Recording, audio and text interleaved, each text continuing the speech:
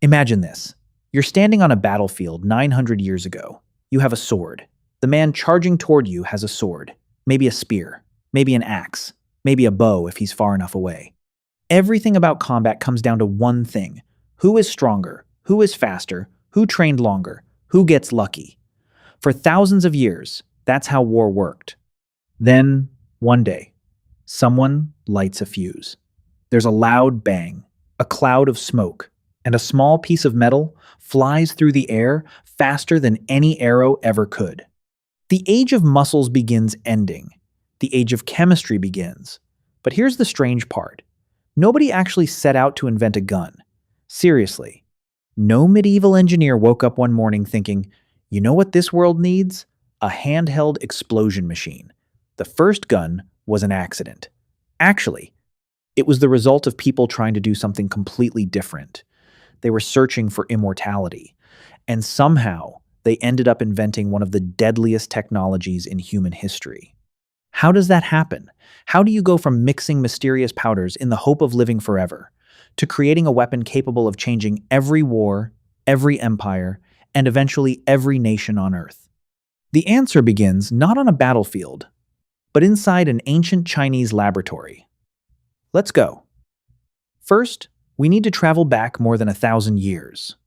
Long before Europe had knights in shining armor, long before castles covered the landscape, long before firearms existed anywhere on Earth, China was already one of the most technologically advanced civilizations in history.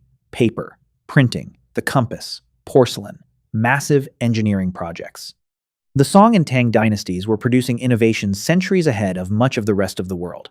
And among the scholars working there was an unusual group of people, Taoist alchemists. Their goal wasn't building weapons. It wasn't conquering kingdoms. It wasn't military science. It was escaping death itself. They believed the universe was governed by hidden natural forces that could be understood through careful experimentation. Some searched for an elixir of immortality. Others hoped to transform ordinary metals into gold. To modernize, this sounds like mysticism. But in practice, they spent countless hours mixing chemicals, heating minerals, observing reactions, and recording results. In other words, they were accidentally doing early chemistry. And then, sometime during the 9th century, someone mixed 3 ingredients that had never been combined in quite the right proportions before: charcoal, sulfur, and saltpeter. The result was spectacular. Not because it created eternal life, because it exploded. One ancient Chinese text warned alchemists that the mixture could burn so violently it would scorch their hands and faces and even burn down entire houses. That's one of history's greatest scientific disappointments. Imagine trying to become immortal and accidentally inventing explosives instead. But here's what's remarkable. Most civilizations would have looked at this terrifying accident and simply avoided repeating it. The Chinese did the opposite. They experimented, adjusted the recipe, made it stronger, made it more reliable, eventually giving birth to one of the most important inventions in human history: gunpowder. At first, it wasn't used to kill people. It was entertainment, fireworks, explosions during religious ceremonies, flaming displays meant to frighten evil spirits and celebrate important festivals. The same chemical reaction that would eventually reshape warfare first existed as public celebration, which feels strangely human. We discover something extraordinary, and our first instinct is to make it beautiful. Only later do we figure out how to make it deadly. But once military engineers saw what gunpowder could do, everything changed. The earliest military applications weren't guns. They were fire arrows. Simple arrows carrying burning tubes of gunpowder. Then came explosive bombs, grenades, rocket arrows, flamethrowers powered by gunpowder. Every few decades, someone found another way to harness controlled explosions. And eventually, someone asked a deceptively simple question: what if, instead of attaching gunpowder to a projectile, we put the projectile inside the explosion itself? That single idea created the first true firearm. Around the 13th century, Chinese armies began using what historians now call hand cannons. Imagine a short metal tube fixed to a wooden handle.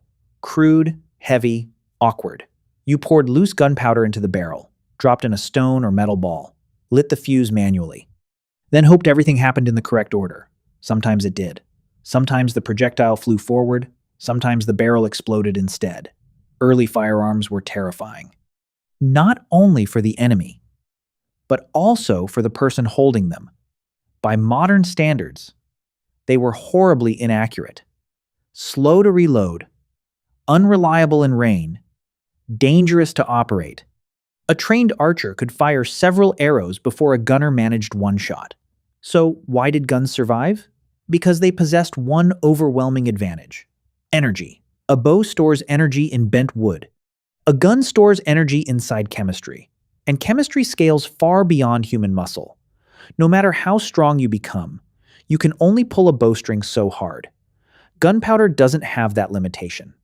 Every improvement in metallurgy, every improvement in chemistry, every improvement in engineering made firearms more powerful.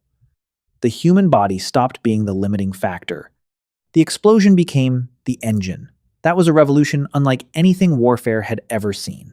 News of gunpowder spread westward along trade routes connecting Asia, the Middle East, and eventually Europe. Within a few generations, European blacksmiths were building their own hand cannons, then arquebuses, then muskets. Every design slightly better than the last. Barrels became stronger. Ignition systems became more reliable. Accuracy improved. Reloading became faster.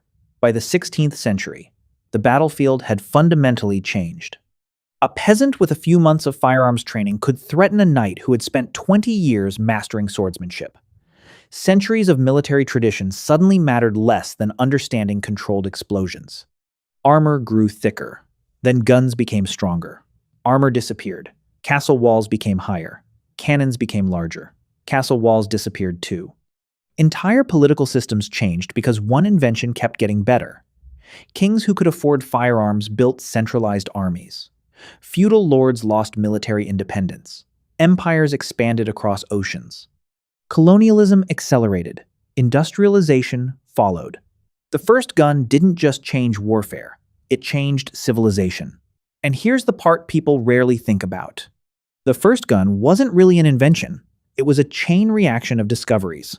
Someone discovered saltpeter. Someone else learned how to purify it. Another person improved metal casting.